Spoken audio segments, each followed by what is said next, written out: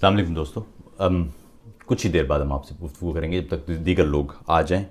ہم نے آپ سے کہا تھا کہ رات 10 بجے آپ سے ملاقات ہوگی. بس چند لمحے دیگر دوست بھی آتے ہوں گے، پھر بات کرتے ہیں. جب تک میں کافی پر ہاتھ صاف کر لوں. ساتھ ہی آپ کے کچھ پیغامات بھی ہیں نا، جو سوالات ہیں. میں نے آپ سے پوچھا تھا کہ کون سے موضوعات پر گفتگو ہونا چاہیے، تو میں ذرا وہ دیکھ لوں کہ آپ نے کون کون سے موضوعات آپ چاہتے ہیں کہ ان پر گفتگو ہو، تو اس پر پھر بات کرتے ہیں. شکریہ. دیگر دوستوں تک ہمارا پیغام پہنچا دیجئے تاکہ لوگ آ جائیں اور اس بزم کا حصہ بن جائیں. شکریہ.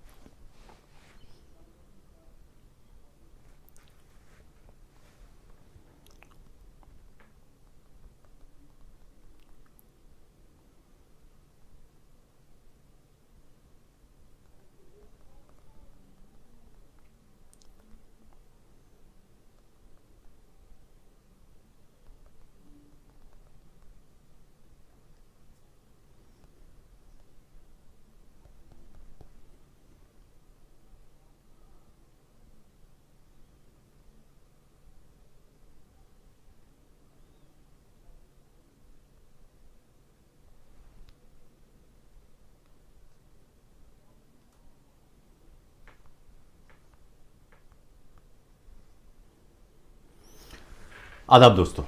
آپ سے کہا تھا کہ 10 بجے پاکستانی وقت کے مطابق آپ سے ملاقات ہوگی. یہاں جرمن وقت اس وقت ٹھیک 7 بج چکے ہیں شام کے.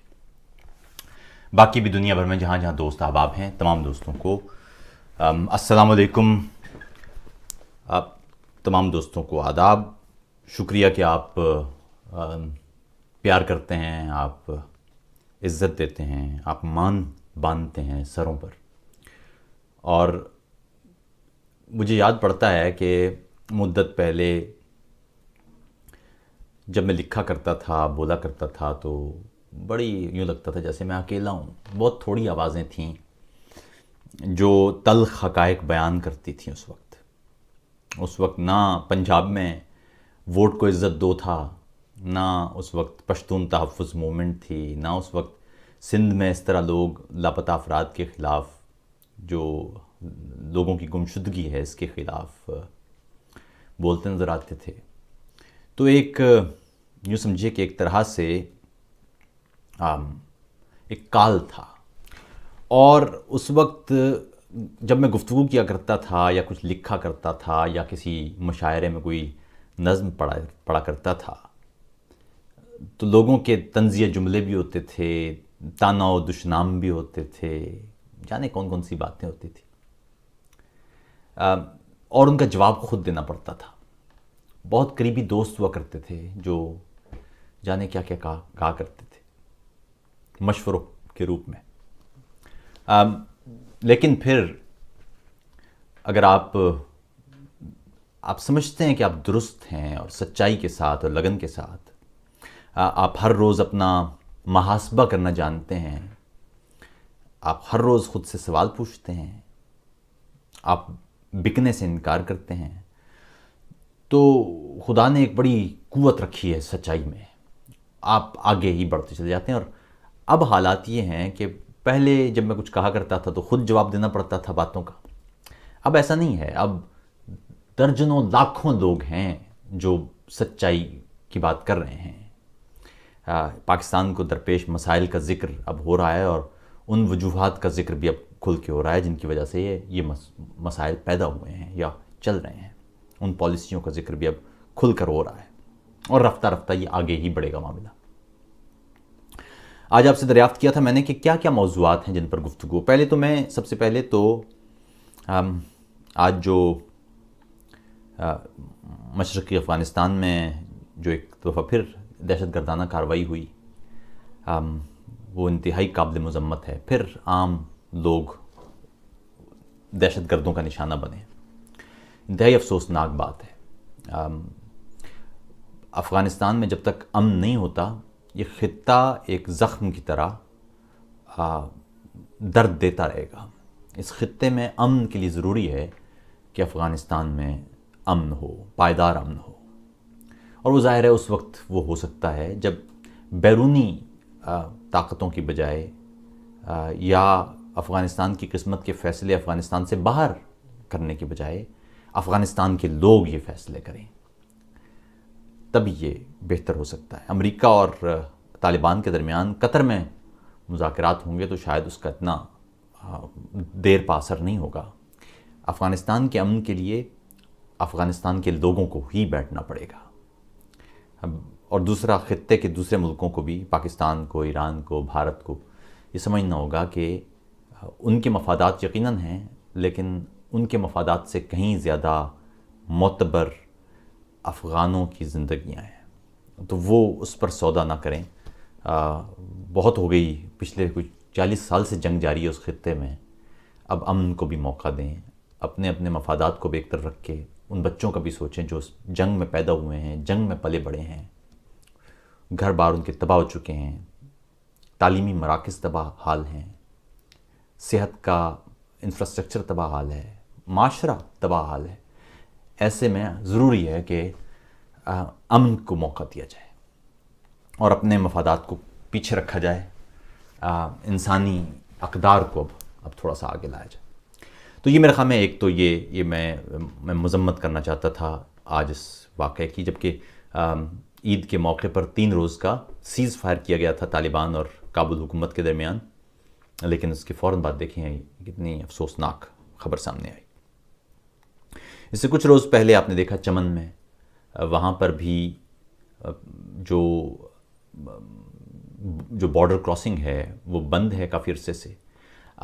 اور ہمارے ہاں ظاہر ہے اس بارے میں صحیح رپورٹنگ نہیں ہو پاتی ہے. ایک طرف سوشل میڈیا پر آپ کو وہ رپورٹنگ نظر آئے گی جس میں وہاں کے لوگ جو ہیں یا جو پشتون ہیں ان کا نقطہ نظر بیان کیا جائے گا، وہ بھی ون سائیڈڈ ہوگی. اور دوسری طرف پاکستان کے روایتی ٹی وی چینلز پر یا حکومتی پیجز پر یا جو پاکستان کے محب وطن محب وطن اکاؤنٹس ہیں سوشل میڈیا کے، وہاں سے جو ریاستی بیانیہ ہے وہ سامنے آ جائے گا، لیکن حقیقت سامنے نہیں آتی. اب دیکھیں حقیقت یہ ہے وہاں پر کہ جو چمن کا علاقہ ہے وہاں غریب لوگ ہیں دونوں طرف، اور ان کی زندگی کا انحصار اس تجارت پر ہے جو وہ آپس میں کرتے ہیں. اس میں وہ غریب سمگلر بھی شامل ہیں، جو ان میں ایسے لوگ بھی شامل ہیں جو سمگلنگ کرتے ہیں لیکن ان کی زندگیاں وابستہ ہیں اس کے ساتھ. ایسے لوگ بھی وابستہ ہیں وہاں پر رہتے ہیں جو معمولی چیزیں یہاں سے وہاں اور وہاں سے یہاں لاتے ہیں، اس طرح ان کی زندگی چلتی ہے. اب کرونا وائرس کے پھیلاؤ کے تناظر میں اس کراسنگ کو بند کیا گیا، تو وہاں پر کیونکہ ہمارے ہاں یہ روایت نہیں ہے، ہمارے ہاں چیزوں کو لوگوں کو کبھی بھی سوچ کے لوگوں کو دیکھ کر فیصلے نہیں کیے جاتے. یعنی آپ یہ دیکھیں کہ ہمارے ہاں میں نے ایک دفعہ ٹویٹر پر لکھا بھی تھا کہ لاک ڈاؤن وہ قومیں کر سکتی ہیں جنہوں نے تعلیم پر، صحت پر، انفراسٹرکچر پر پیسہ خرچ کیا ہو. وہ قومیں کیسے کر سکتی ہیں لاک ڈاؤن جہاں تعلیم کا معیار صفر ہو، 2.5 کروڑ بچے اسکول نہ جاتے ہوں، صحت کا نظام یہ ہو کہ 1000 افراد پر 0.5 ہسپتال کے بیڈ ہوں، یعنی 2000 افراد پر 1 بیڈ ہو. ایسے ملک میں آپ لاک ڈاؤن کیسے کریں گے جہاں پر ہزارہا لوگ مزدور ہوں؟ اور مزیدار بات یہ ہے کہ ظاہر ہے اس وقت لاک ڈاؤن کا معاملہ یہ تھا کہ ایک طرف لاک ڈاؤن آپ نہیں کریں گے تو دوسری طرف نقصان ہو جائے گا، یعنی انسانی زندگیوں میں ایسے میں بھرپور ضرورت تھی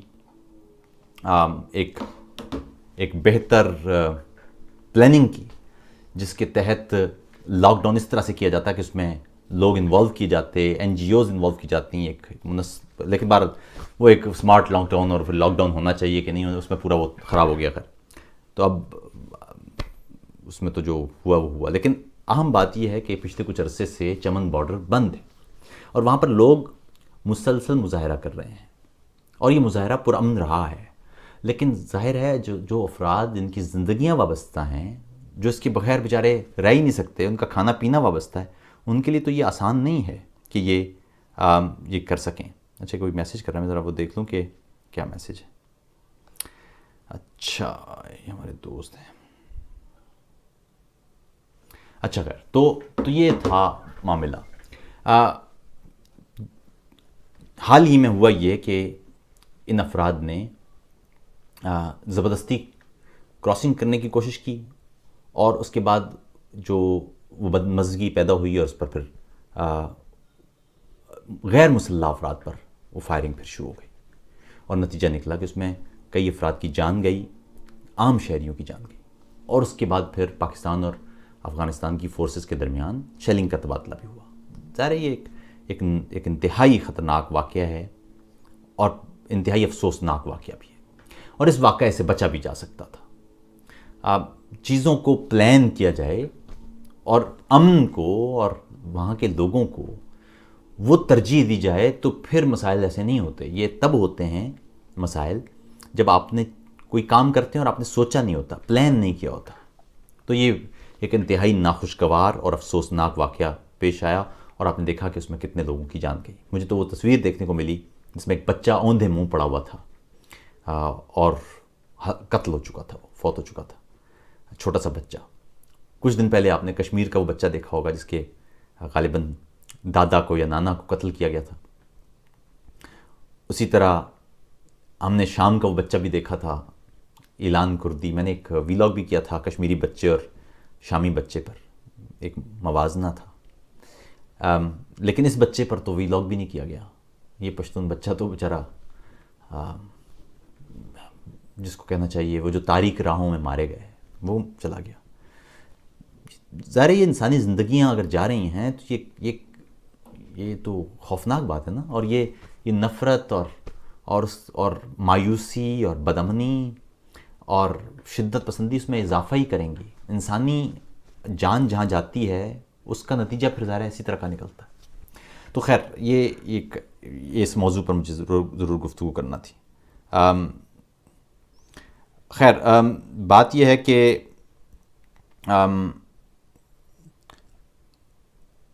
میں نے آپ سے دریافت کیا تھا آج کہ آج آپ بتائیے کہ کون کون سے موضوعات ہوں گے، اور کچھ دوستوں نے کہا جی کہ آتے ہوئے وہ جو پشاور میں ایک عدالت میں ایک نوجوان نے توہین مذہب کے معاملے پر ایک قتل کیا ہے، اس پر گفتگو ہونا چاہیے، اور پاکستان میں شدت پسندی میں جو اضافہ ہے اس پر بات ہونا چاہیے۔ دیکھیے بات یہ ہے کہ پچھلے 40 سالوں سے یہ بوٹے لگائے گئے ہیں۔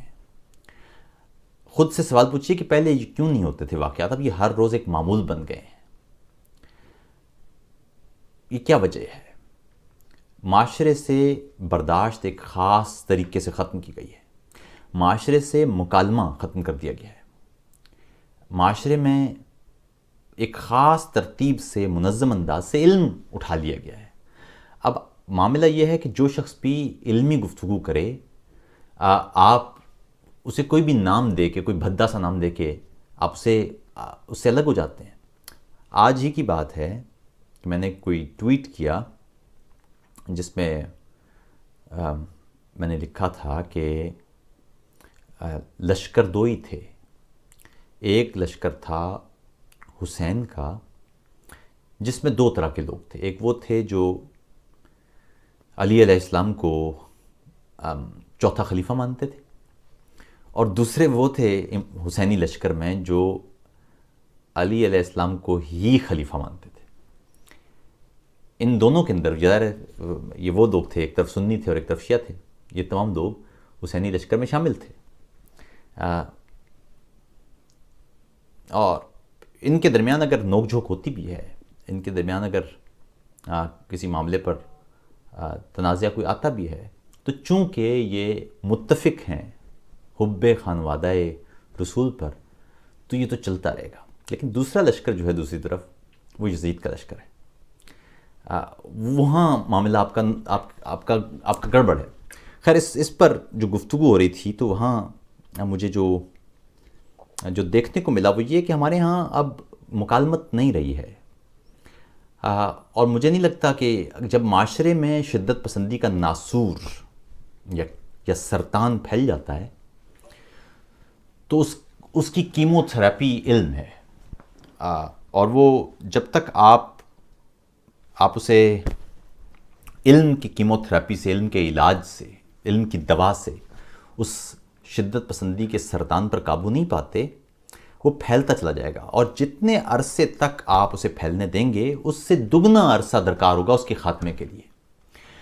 آپ نے 40 سال جو پودے سینچے ہیں، اب ان کو ختم کرنے کے لیے آپ کو 80 سال درکار ہوں گے، معاشرے سے مکمل طور پر شدت پسندی کو ختم کرنے اور یہاں مکالمت کی فضا پیدا کرنے۔ دیکھیے نا، کتنا بھی کوئی شخص مخالف ہو، اس کا دعویٰ کتنا ہی کوئی بڑا ہو، مگر وہ دعویٰ ہے۔ جب تک کوئی شخص ہاتھ میں اسلحہ نہیں اٹھاتا، مسلح نہیں ہوتا اور مسلح انداز سے حملہ نہیں کرتا، اس کے خلاف کسی بھی صورت میں اس کے خلاف طاقت کا استعمال نہیں ہونا چاہیے۔ کوئی شخص ہے، وہ کوئی بھی دعویٰ کرے، وہ خدا ہونے کا بھی دعویٰ کر دے، تو اس صورت میں بھی اس کے ساتھ گفتگو ہی ہونا ہے، اس کے بیانیے کو بیانیے سے رد کرنا ہے، دلیل کو دلیل سے رد کرنا ہے، یہ ہے راستہ۔ اگر کوئی شخص کوئی دعویٰ کرے اور آپ اسے قتل کر دیں، تو آپ نے نہ صرف وہی ظلم کیا ہے جو ایک مجرم کرتا ہے، بلکہ اور اس کے بعد پھر مجھے تو اس سے زیادہ خوفناک بات یہ لگی اور قابل افسوس بات ہے کہ معاشرہ ایسے قاتلوں کو ہیرو بناتا ہے۔ سلمان تاثیر کا جو قتل ہوا تھا، بعد میں پتہ چلا کہ انہوں نے تو کوئی بات بھی نہیں کی تھی، وہ تو کچھ اور بات کر رہے تھے، لیکن آج بھی ممتاز قادری وہ ہیرو ہے۔ تو ایسی صورت میں اگر معاشرہ یہاں پہنچ جائے تو میرے خیال میں آپ یوں سمجھے کہ سدھار کا وقت نہیں رہا، اب استغفار کا وقت شروع ہو گیا ہے۔ اب بس توبہ کیجئے، کیونکہ یہ وقت شاید اس سے آگے ہی جائیں گے، شدت پسندی میں اب اس سے آگے ہی جائیں گے۔ آپ دیکھیں نا، پنجاب میں ایک بل پاس ہوا ہے کہ آپ نے ہمارے یہاں پہلے بل تھا توہین مذہب، توہین رسالت اور توہین قرآن کا، اب انہوں نے پھیلا کے وہ کر دیا جی توہین صحابہ بھی اس میں شامل کر لیں اور توہین اہل بیت بھی شامل کر لیں اور توہین بزرگان دین بھی شامل کر لیں۔ آگے جا کے اس کو یہ ہونا ہے کہ ہمارے مولوی بھی اس میں شامل کر لیں، اور مولوی خادم رضوی پر بھی تنقید نہیں ہو سکتی کیونکہ اس سے بھی، تو یہ بڑھتا چلا جائے گا، یہ کہیں ختم نہیں ہوگا۔ یہ اس کا نتیجہ یہی نکلنا ہے کہ آپ کے گلی کوچوں میں لوگ کسی بھی بات پر ایک دوسرے کو یعنی گفتگو ہوگی نہیں اور وہ الزام کسی پر لگا دیں گے. اور ظاہر ہے پھر اس پاکستان میں تو ایک اور مسئلہ یہ کہ اب یہ اتنا شدید ہو گیا ہے معاملہ کہ جج وہ ایسے کیس سن نہیں سکتے. ایسے دیکھیے اسلام کا بنیادی اصول یہ ہے کہ ناانصافی نہ ہو، یعنی عدل و احسان ہے، صرف عدل بھی نہیں، عدل سے بھی بڑھ کے آپ نے کام کرنا ہوتا ہے، جو اسلام کی بنیادی تعلیم ہے. لیکن بدقسمتی دیکھیے کہ اگر آپ عدل تو خیر دور کی بات ہے، یہاں پر آپ اس شخص کو مناسب موقع تک نہیں دے سکتے اپنے دفاع کا، کوئی وکیل ہی نہیں ہوتا اس کے لیے. ہم نے بے شمار کیسز ایسے دیکھے ہیں کہ جس میں کسی وکیل نے ایسے کسی معاملے میں ایک کیس لیا اور وہ وکیل قتل کر دیا گیا. تو ایسی صورت میں یعنی انصاف ہی کرا. اور آج میں نے دیکھا کہ کئی لوگ تھے، وہ پہلے بھی ہم نے مناظر دیکھے تھے کہ ممتاز قادری کو وکلا چوم رہے تھے، بوسے دے رہے تھے، اور آج میں نے دیکھا کہ وہاں پشاور میں بھی وکلا، یعنی وکلا کا کام یہ ہے کہ انہوں نے قانون کو سربلند کرنا ہے. ایک شخص ہے جو قانون توڑتا ہے اور وہ اگر ہیرو ہے تو پھر دیکھیں اس کا پھر آپ اس کا تو کوئی حل نہیں ہوگا نا، حد نہیں ہے پھر اس کی کوئی، پھر آپ چلتے جائیے. وہ جان ایلیا کا شعر ہے کہ ترک تعلقات کوئی مسئلہ نہیں، یہ تو وہ راستہ ہے کہ بس چل پڑے کوئی. تو بس آپ چل پڑیں، پھر آپ اس سے آگے ہی جائیں گے. اس سے اگلا مرحلہ آئے گا وہ اس سے بھی زیادہ خطرناک ہوگا. اگر آپ نے سڑکوں پر ہی اگر آپ نے کرنا ہے انصاف تو پھر عدالتیں بند کر دیں. لاکھوں روپے جو تنخواہیں دے رہے ہیں ججوں کو، یہ ختم کر دیتے ہیں.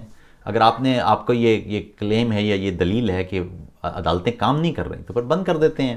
اگر سیکیورٹی ادارے ایسے کسی شخص کے خلاف پاکستان کے قانون کے مطابق بھی اگر وہ ثبوت اکٹھے کرنے میں ناکام ہیں تو پھر سیکیورٹی ادارے بھی ختم کر دیتے ہیں. پھر آپ خود ہی سڑکوں پر انصاف کر لیا کریں اور سرخرو ہوتے رہیں. لیکن نتیجہ تو آپ کو پتہ ہے کہ اس کا کیا ہوگا. نتیجہ یہ کہ آپ خود بھی پھر آخر میں بچیں گے نہیں، کیونکہ جب آپ شدت پسندی کی اس ایک سانپ کو پال لیں گے، آپ یہ بھول جائیں کہ یہ آپ کو نہیں ڈسے گا. شدت پسندی کا ہم نے 80 کی دہائی میں یہ جو سانپ پالا تھا یہ سوویتس کے خلاف پالا تھا افغانستان میں. لیکن آپ نے دیکھا کہ پھر سانپ نے پچھلے جو 15 سال تھے اس میں ہمارا کیا حال کیا تھا. 70-80 ہزار لوگ، 10-15 ہزار فوجی جوان اور سیکیورٹی اہلکار وہ سارے مارے گئے پھر اس میں.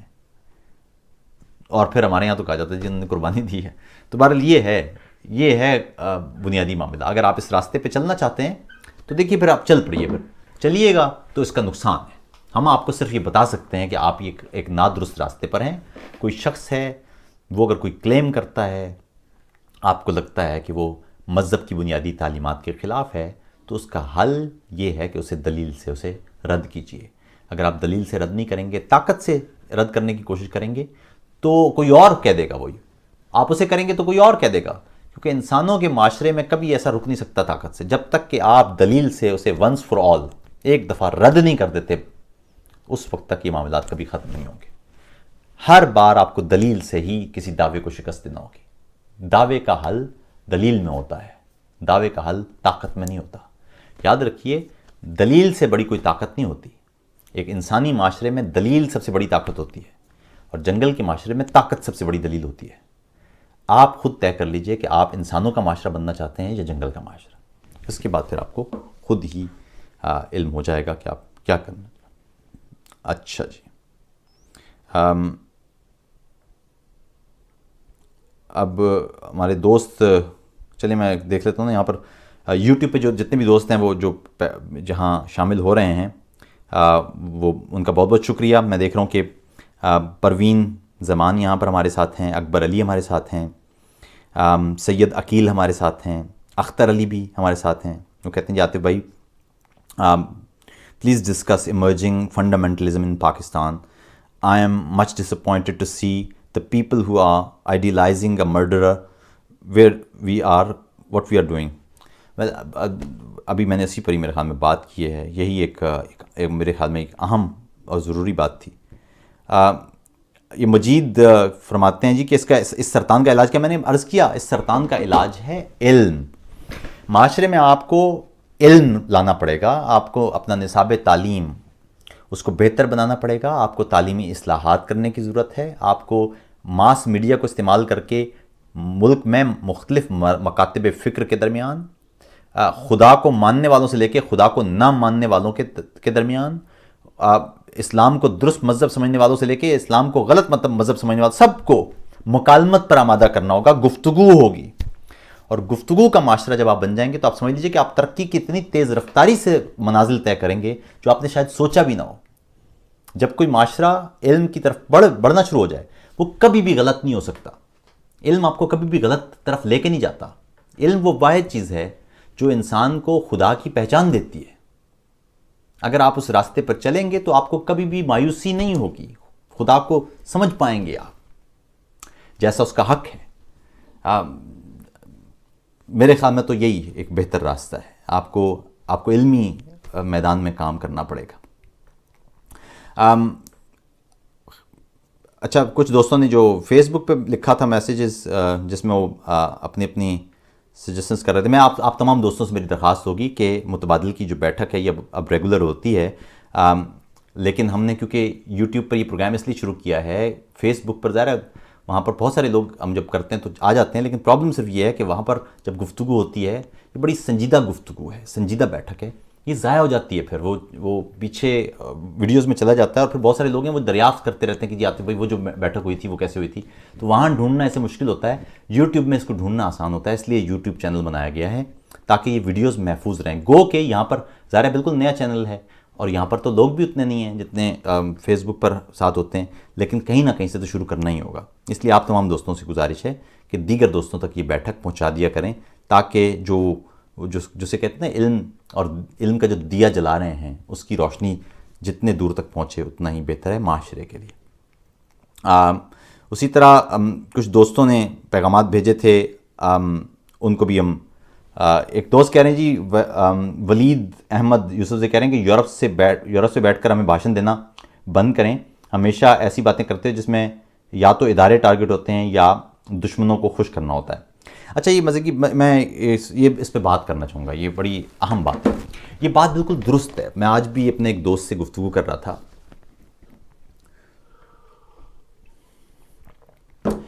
یورپ میں اصل میں معاملہ یہ ہوتا ہے کہ آپ کام کرتے ہیں اور آپ گھر پہ واپس آتے ہیں تو آپ کی ظاہر جیب میں اتنے پیسے ہوتے ہیں کہ آپ کا گزر بسر آسانی سے ہو جاتا ہے. مجھ جیسے لوگ جو ہر روز خود احتسابی کے عمل سے گزرتے ہیں، جو ہر روز خود سے سوال کرتے ہیں کہ کیا میں اس قابل تھا جتنا کچھ خدا نے مجھے دے دیا، تو جواب ہوتا ہے کہ نہیں، میں تو اس قابل نہیں تھا.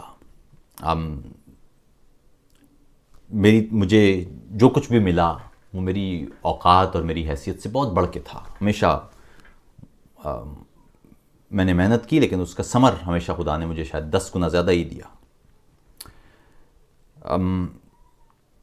تو یہاں یورپ میں وقت شام میں آپ کے پاس وقت تھوڑا سا ہوتا ہے، اور یہ ایک قسم کی عیاشی ہے کسی شخص کی، کسی فرد کی، کہ وہ گھر پہ آتا ہے، اس کے پاس ایک تھوڑا سا وقت ہے کہ وہ کام کرے جو وہ چاہتا ہے. یورپ میں بہت سارے لوگ ہیں جو کتاب پڑھنا چاہتے ہیں وہ کتاب پڑھتے ہیں. یورپ میں بہت سارے لوگ ہیں جو ٹی وی دیکھنا چاہتے ہیں وہ ٹی وی دیکھ سکتے ہیں. وقت ہوتا ہے. آپ کو کل کی فکر نہیں ہوتی، آپ کو بچے کی تعلیم کی فکر نہیں ہوتی. تو یہ ظاہر ایک قسم کی عیاشی ہے ہماری، میری بھی، میں خود کو بھی شامل کر رہا ہوں اس میں، کہ میں شام میں ہوں، میں گھر پہ میرے پاس 2 آپشن ہیں. میں ایک تو تھوڑا سا اپنے بچے کے ساتھ کھیل سکتا ہوں، یا اپنی فیملی کو وقت دے سکتا ہوں، گارڈن کو وقت دے سکتا ہوں، یا پھر میں آپ سے بات کر سکتا ہوں. تو زیادہ تر تو ایسے ہی ہوتا ہے کہ میں اپنے گھر والوں کو وقت دیتا ہوں، لیکن یہ بھی ایک طرح کی عیاشی ہے کہ میں جو چاہتا ہوں کہ آپ سے گفتگو اور میری بات ہو سکتی ہے. اب آپ یہ کہہ رہے ہیں کہ یورپ میں بیٹھ کے بھاشن دینا بند کریں، ٹھیک ہے. تو میں بڑا آسان سا راستہ ہے. ہم گفتگو کریں، ہم نہ آئیں، نہ سنیں. بہت سارے لوگ ہیں جو سننا چاہتے ہیں، بہت سارے لوگ ہیں جو نہیں سننا چاہتے، تو مت سنیں. مزے کی بات دیکھیں، کچھ عرصے پہلے کی بات ہے، ایک دوست نے لکھا کہ عاطف صاحب آپ پاکستان کے خلاف بات کرتے ہیں. میں نے کہا یہ تو بڑا آپ کا بہت ہی سنجیدہ قسم کا آپ نے الزام لگا دیا ہے. تو اس کو تو بہت سنجیدہ لینا چاہیے کہ آپ کہہ رہے ہیں پاکستان کے خلاف بات کرتے ہیں. مجھے لگتا ہے کہ میں کسی کے خلاف بات نہیں کرتا، لیکن ابھی کام کریں، میرے ویلاگز میں سے یا میرے مضمون میں سے یا کسی نظم میں سے کوئی ایک جملہ تو لے کے آئیں جو پاکستان کے خلاف ہو. کوئی ایسا تو ہوگا نا جس کی بنیاد پہ آپ کہہ رہے ہیں کہ جی یہ بات پاکستان کے خلاف ہے آپ کی. تو میں چاہوں گا کہ وہ میں دیکھوں کہ وہ کون سا جملہ ہے جو پاکستان کے خلاف آپ کو لگا. تو میں انتظار کر رہا ہوں آپ کا. پھر میں کوئی 10-15 دن تک مسلسل ویٹ کرتا رہا لیکن وہ آیا نہیں. پھر ایک اور جگہ پر ایک دوست نے لکھا جی کہ آپ سر پاکستانی فوج، اور خیر فوج نہیں کہتے ہیں، ادارہ کہتے ہیں ان دنوں، کہ آپ پاکستان کے اداروں، ریاستی اداروں کے خلاف بات کرتے ہیں. میں کہ جی یہ بڑا سنجیدہ بات ہے. میں تو ہمیشہ کوشش کرتا ہوں، خواہش رکھتا ہوں کہ پاکستان کے سارے ادارے مضبوط ہوں. پاکستان جب تک ادارے مضبوط نہیں ہوں گے پاکستان مضبوط نہیں ہوگا. تو ادارے دستوری انداز سے نٹ کریں، ایک دوسرے کے اوپر چیک اینڈ بیلنس ہو، ایک اچھا مضبوط سٹرکچر بنے اور ملک ترقی کرے. تو ایسی کون سی بات ہے جو آپ کو ادارے کے خلاف دکھائی دی؟ وہ کوئی بات تو ہوگی نا. تو کہنے لگے جی آپ کہتے ہیں کہ فوج دستور کے نیچے کام کرے، اور یہ بات ان کی نظر میں فوج کے خلاف تھی.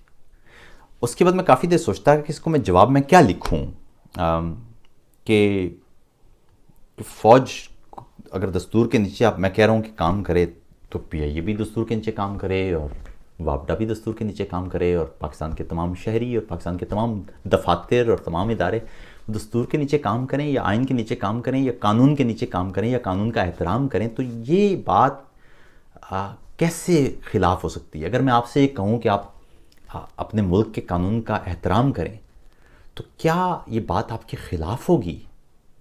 اگر میں آپ کو کہوں کہ اگر میں گھر میں کسی فرد کو کہتا ہوں کہ آپ اپنے گھر کے دستور کا خیال رکھیں، اسے مت توڑیں، تو کیا اس شخص کو یا میرے گھر کے اس فرد کو یہ سمجھنا چاہیے کہ میں اس کے خلاف بات کر رہا ہوں؟ اگر ایسا ہے تو بڑی خطرناک بات ہے یہ. اس کا مطلب ہے کہ آپ کے گھر میں ایک ایسا شخص ہے جو گھر کے دستور کو، گھر کی اقدار کو ماننے کو تیار نہیں ہے، اور وہ اسے بھی اپنے خلاف سمجھتا ہے کہ آپ اسے کہیں کہ آپ گھر کے دستور کا خیال رکھیں. تو صاحب یہ بات ہے، اگر آپ کو لگتا ہے کہ پاکستان کے اداروں کے خلاف ہے یہ بات، تو وہ بات تو کرنی پڑے گی. وہ اگر پاکستان کے کوئی بھی ادارہ، وہ پی آئی اے ہو، کہ پوسٹ ہو، کہ وہ ریلوے ہو، یا وہ عدالت ہو، یا حکومت ہو، کوئی بھی چیز جو میری نگاہ میں پاکستان کے قانون کے، پاکستان کی روایات کے، پاکستان کے دستور کے خلاف ہوگی، میں یہ نہیں دیکھوں گا کہ وہ کون سا ادارہ ہے یا کون سا شخص ہے. جہاں جہاں قانون شکنی ہوگی، میں قانون شکنی کرنے والے کو مجرم لکھوں گا. اسی لیے جو لکھنے والا ہے، جو شاعر ہے، وہ تاریخ لکھتا ہے، وہ روزنامچہ نہیں لکھتا، وہ ایف آئی آر لکھتا ہے. روزنامچے کے لیے آپ مختلف ٹی وی چینلز اور صحافیوں کو پڑھتے ہیں، لیکن جب آپ رائٹر کو پڑھتے ہیں تو رائٹر آپ کو ایف آئی آر کے ساتھ ملتا ہے. روزنامچے میں بدل ہو سکتی ہے، روزنامچے کو پھاڑ کے پھینکا جا سکتا ہے، آج کا اخبار کل پرانا ہو سکتا ہے، لیکن تاریخ میں جو کچھ لکھ دیا جاتا ہے وہ پھر پرانا نہیں ہوتا. وہ اگلی نسلیں آئیں گی اور پڑھیں گی ہماری کتابوں کو، ہمارے لکھے کو، تو وہ آپ کے آج کو پڑھ سکیں گی.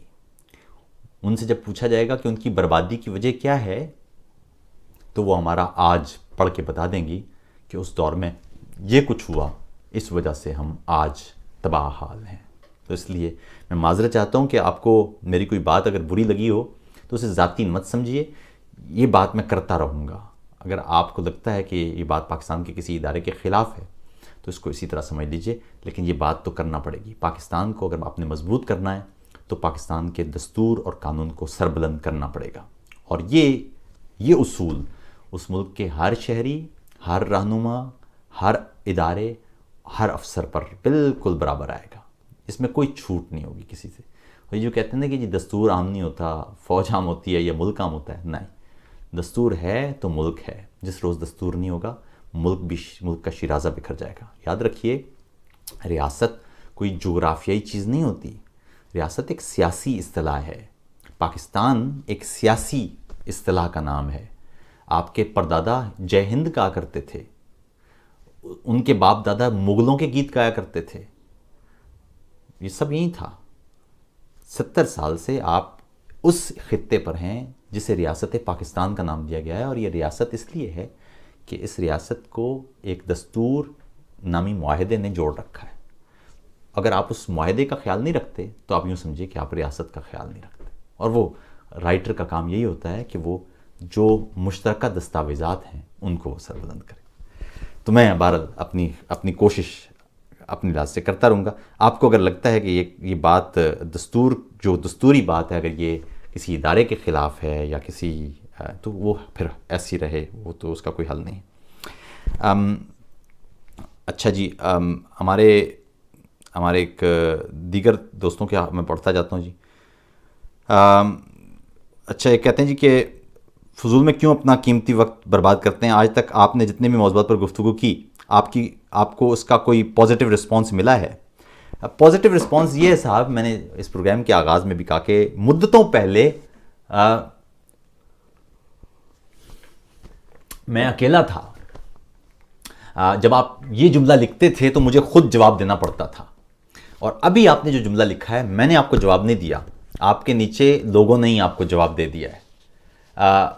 دیکھیے، یاد رکھیے، پازیٹیو اور نیگیٹو یعنی مثبت اور منفی یہ ریلیٹو چیزیں ہیں، ان کا حقیقت میں کوئی وجود نہیں ہے. بہت ساری چیزیں جو آپ کو مثبت لگتی ہیں وہ کسی اور کے لیے منفی ہو سکتی ہیں. بہت ساری چیزیں جو آپ کو منفی لگتی ہیں وہ کسی اور کو مثبت لگ سکتی ہیں. یورپ میں ایک لڑکی منی اسکرٹ پہنتی ہے تو یہاں یہ مثبت ہے اس کے لیے. کسی مشرقی سویلائزیشن میں یا کسی مسلم معاشرے میں ایک لڑکی برقع کرتی ہے تو اسے وہ ٹھیک لگتا ہے، اسے وہ مثبت لگتا ہے. حقیقی مثبت وہ اس کے لیے کچھ اور ہوگا اور اس کے لیے کچھ اور ہوگا. اور آپ اس پورے پیراڈائم سے باہر نکل کے دیکھیں گے تو دو افراد دو کام کر رہے ہوں گے اپنے اپنے لحاظ سے مثبت اور ایک دوسرے کے لیے منفی.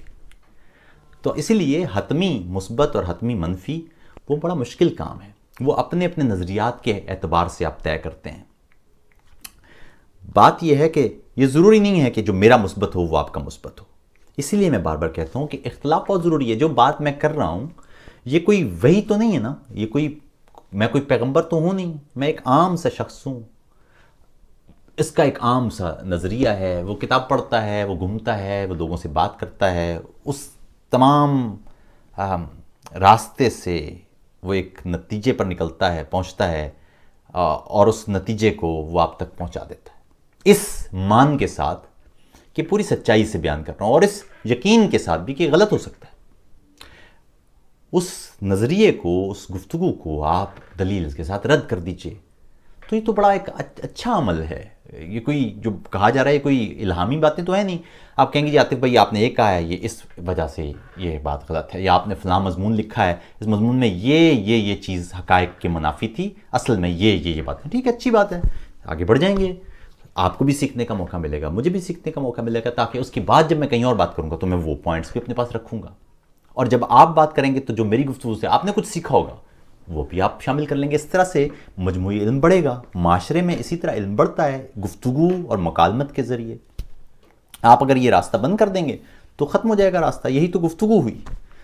تو میرے خیال میں یہ مثبت اور منفی کے چکروں میں نہ پڑیں. تنقید کوئی بھی ہو، وہ جب تک گفتگو ہے، جب تک میں نے کوئی اسلحہ نہیں اٹھایا، جب تک میں کسی کے خلاف کچھ نہیں کہہ رہا کہ اس کو مار دو، یا میں نفرت انگیزی نہیں پھیلا رہا کسی فرقے، کسی فرد، کسی شخص کو کے خلاف کوئی حملے کرنے کا نہیں بتا رہا، یا میں کوئی لوگوں سے اسلحہ اٹھانے کا نہیں کہہ رہا، تو اس کا مطلب ہے کہ گفتگو کی بات ہو رہی ہے.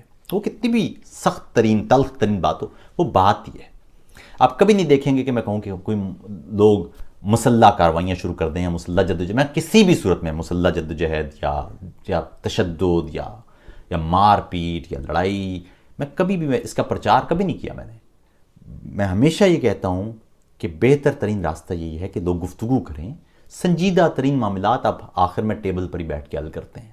تو زیادہ بہتر ہے کہ آپ ٹیبل پر بیٹھیں اور مشکل سے مشکل معاملے کو بھی، وہ مذہبی معاملہ ہو کہ سیاسی معاملہ ہو کہ سماجی معاملہ ہو کہ اقتصادی معاملہ ہو، اسے آپ اسی طرح سے حل کریں. اس طرح سے آپ ایک بہتر سویلائزیشن آپ بن سکیں گے.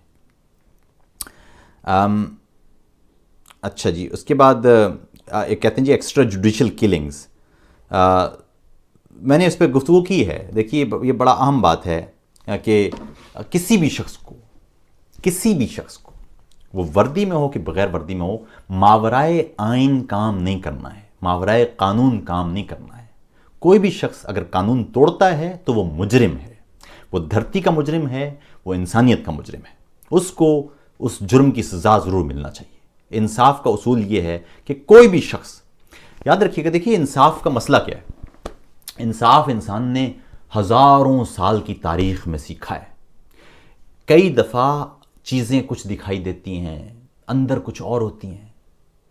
یورپ میں سزائے موت ختم ہونے کی ایک تاریخ ہے۔ ایک شخص کو غالباً غلط سزا دے دی گئی تھی، بہت عرصے کے بعد پتہ چلا کہ وہ تو بے گناہ تھا۔ کبھی کبھی حالات، واقعات، شواہد، ثبوت سب ایک شخص کے خلاف چلے جاتے ہیں، لیکن پھر بھی وہ بے گناہ ہوتا ہے، اور ہم بے وقوفی میں اسے یا لا علمی میں اسے سزا دے دیتے ہیں، کیونکہ سب کچھ اس کے خلاف جا رہا ہوتا ہے۔ اس لیے انتہائی ضروری ہے کہ کسی بھی شخص کو دفاع کا پورا موقع دیا جائے، تاکہ غلطی کا احتمال تو ہے لیکن کم ہو جائے گا۔ مزے کی بات یہ کہ اسلام کا اصول یہ ہے کہ اگر ثبوت کمزور ہیں یا شواہد کمزور ہیں تو کسی بے گناہ کو سزا دینا وہ برا ہے، اس سے بہتر ہے کہ کوئی گناہگار چھوٹ جائے۔ اور یہ مزے کی بات ہے کہ یہ جدید جو قوانین ہیں ان کی بنیاد بھی ہے۔ جدید قانون کی بنیاد یہ ہے کہ کسی بھی شخص پر جب تک جرم عدالت میں ثابت نہیں ہو جاتا اسے ملزم سمجھا جائے گا، اسے مجرم نہیں سمجھا جائے گا۔ انگریزی میں کہتے ہیں an accused should be treated innocent until proven guilty۔ کسی شخص کو، کسی ملزم کو اس وقت تک معصوم سمجھا جائے گا جب تک اس پر جرم ثابت نہیں ہو جاتا۔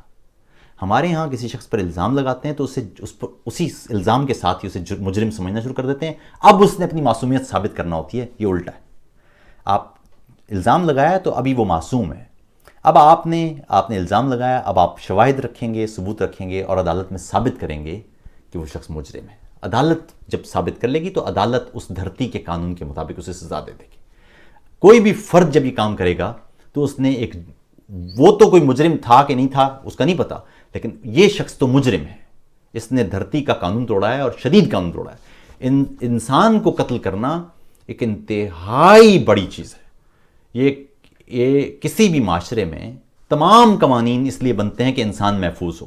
اگر انسان قتل ہو جاتا ہے تو دنیا کا کوئی مذہب یا دنیا کا کوئی معاشرہ، وہ یقین کیجئے اس کی جڑیں ہل جاتی ہیں کہ جس کے لیے اس نے ساری طاقت لگائی ہے وہ ہی چیز ہل گئی۔ اسلام کی بنیاد ہی یہ ہے کہ انسانی زندگی وہ قائم رہے، اگر وہی ٹوٹ گئی تو پھر اس کا مطلب ہے آپ نے اسلام کی جڑ پر حملہ کیا ہے۔ کوئی بھی شخص وہ اس وقت تک معصوم ہوگا جب تک عدالت میں اس پر جرم ثابت نہیں ہوگا۔ آپ کیسٹیں لگا لیں، ویڈیوز لگا لیں، کسی کام کے نہیں ہے، عدالت میں آپ نے جرم ثابت کرنا ہے، دیٹس اٹ۔ اگر آپ نہیں ثابت کر سکتے تو نہیں ہے، آپ پر بارے گناہ نہیں ہے، پھر نہ آپ سے کسی نے پوچھنا ہے۔ آپ نے اگر کوئی جرم ہوا ہے، آپ کا کام یہ ہے کہ آپ ریاست کو بتا دیں کہ جی جرم ہوا ہے، اس جرم پر ریاست سزا دے دے اپنے قانون کے مطابق۔ آپ سزا نہیں دے سکتے، کوئی بھی شخص سزا نہیں دے سکتے۔ اور آخر میں تھوڑی سی آخر میں کوئی جو گفتگو ہے وہ بھی دیکھ لیتے ہیں۔ اچھا جی، ایک اور دوست کہتے ہیں جی کہ پشاور واقعے پر بحث کریں۔ میں نے پشاور واقعے میں ہمیں کافی تفصیلی بات کر لی ہے۔ ایک اور دوست کہتے ہیں یہ ریاست بلوچ سندھی پشتونوں پر ظلم کر رہی ہے، اس ریاست کے ظلم سے اب کب جان چھڑائیں گے جبکہ ہمارے پاس کوئی قیادت بھی نہیں۔ میرے خیال میں پاکستان کا مسئلہ سندھی، پنجابی، بلوچ سے بھی زیادہ جو اہم ترین مسئلہ ہے وہ اس خطے میں، صرف پاکستان میں نہیں، اس پورے خطے میں ایک مسئلہ ہے، وہ ہے کلاس کا۔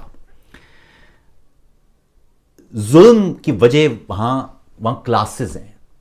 جو بھی اس اپر کلاس میں چلا جاتا ہے وہ آپ کو انسان نہیں سمجھتا، بے شک وہ آپ ہی کے قبیل سے کیوں نہ ہو۔ آپ پشتون جانتے ہیں، بہت سارے پشتون ان کے اپنے استحصال میں سب سے آگے ہوں گے۔ بہت سارے بلوچ، وہ پنجابی خود تو آگے استحصال نہیں کر رہے نا، وہ وہیں لوگ ہیں، آپ ہی کے لوگ ہیں جو استحصال میں شامل ہو جاتے ہیں۔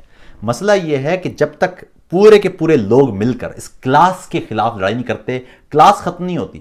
دیکھیے نا، ایک جملہ ہے کہ آپ نے گورے سے آزادی لے لی، یہ ٹھیک یہی جو بات ہے نا آپ کی کہ ہم ان سے جان کب چھڑائیں گے۔ تو گورے سے آپ نے جان چھڑا لی، لیکن گورے سے جان چھوٹی تو آپ کی زندگی پر کیا فرق پڑا؟ ہندوستان پورا، پاکستان ہو کہ ہندوستان ہو کہ بنگال ہو، اس پورے خطے میں ایک عام آدمی کی زندگی پر گورے کے جانے سے کیا فرق پڑا؟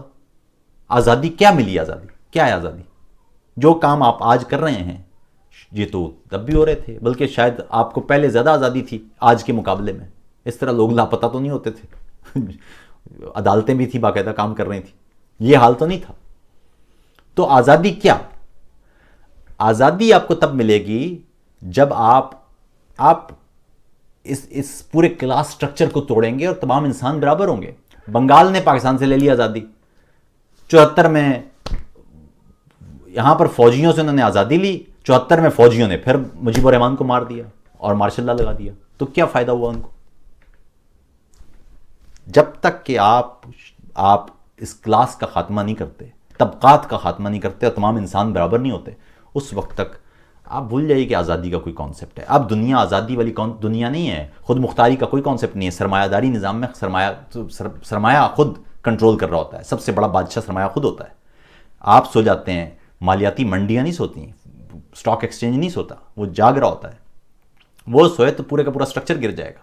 تو اس لیے سب سے پہلی لڑائی آپ کو پاکستان کے تمام لوگوں کو، وہ سندھی ہوں کہ پنجابی ہوں کہ بلوچ ہوں کہ کشمیری ہوں کہ گلگت بلتستان کے لوگ ہوں، جو بھی مظلوم ہے اسے مل کر لڑائی لڑنا ہوگی. اور وہ طبقات کے خلاف ہے، انسان کی برابری کی لڑائی ہے. وہ لڑائی لڑ لیں تو یقین کیجئے گا آپ کو ضرورت نہیں پڑے گی آزاد ہونے کی، کیونکہ پھر آپ خود بخود آزاد ہو چکے ہوں گے. تو میری رائے میں سب سے پہلے آپ کو وہ لڑائی لڑنا ہے. وہ لڑائی لڑ لیں گے تو آپ کے سارے مسائل حل ہو جائیں گے. وہ لڑائی نہیں لڑیں گے تو پھر آزاد ہو کے بھی آپ آزاد نہیں ہو سکیں گے. وہی کچھ ہوگا جو 47 میں ہوا یا پھر 71 میں ہوا. اس سے کوئی فائدہ نہیں ملے گا آپ کو. اصل فائدہ تبھی ملے گا جب آپ اس طبقاتی جنگ سے سرخرو ہو کے نکلیں گے. اس کے بعد پھر آپ کو آزاد ہونا ہو تو جس کو آپ ٹپیکل آزاد کریں وہ آزاد ہو جائیں. لیکن اہم بات یہی ہے، یورپ کی مثال آپ کے سامنے ہے. جب بھی علم آتا ہے، جب بھی برابری کے معاملات آتے ہیں تو انضمام ہوتا ہے. یاد رکھیے تقسیم کوئی بھی ہو وہ کبھی بھی اچھی بات نہیں ہوتی. تقسیم کا مطلب ہے کہ آپ کے مذاکرات فیل ہو گئے ہیں. تقسیم کا مطلب ہے کہ آپ دو الگ الگ ہیں، اب برابر انسان نہیں رہے یا ایک دوسرے کو برابر سمجھ نہیں رہے. وہ خود بہت تقسیم، لیکن آپ کو اس تقسیم سے بچنا ہے. تقسیم کبھی بھی کسی بھی چیز کا حل نہیں ہے. یورپ میں 27 ریاستیں ہیں، یہ چھوٹی چھوٹی ریاستیں بھی یہ جڑی ہیں، طاقت بنی ہے ایک دوسرے کی. یورپی پارلیمان موجود ہے، جمہوریت ہے، تمام انسان برابر ہے. یہ ہے وہ راستہ جس میں آپ کی میری نظر میں بھلائی ہے. باقی آپ کچھ کر لیں، دنیا میں کوئی بھی امپائر وہ اس طرح اتنی آسانی سے نہیں گرتا. اس کے لیے آپ کو جو فورس چاہیے وہ فورس بڑا مشکل ہے پیدا کرنا. اپنا بہت خیال رکھیے گا. یہ ہماری گفتگو اس بیٹھک کی وہ تمام دوستوں تک پہنچائیں. آپ سے جلدی دوبارہ ملاقات ہوگی. کوشش ہوگی کہ آپ ہی کے موضوعات ان پر تفصیلی گفتگو. اپنا بہت خیال رکھیے. السلام علیکم.